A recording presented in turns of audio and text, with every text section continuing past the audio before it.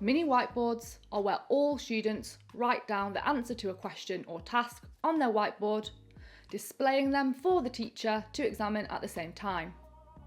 Low stakes quizzes are short quizzes to assess students' grasp on a topic. Tasks are activities that students complete requiring application of knowledge. They offer valuable insights into students' understanding. Multiple choice questions or hinge questions are quick questions that focus on a specific concept, with each incorrect answer demonstrating a specific misconception. And finally, cold calling involves selecting a student to respond to the question the teacher has asked, calling on all students regardless of whether they have raised their hands. Each of them have their pros and cons, so you have to judge which is right for your context, subject or topic. So if you're looking for more resources like this that are useful, research-based and easy to use, then go to the Teachers CPD Academy now.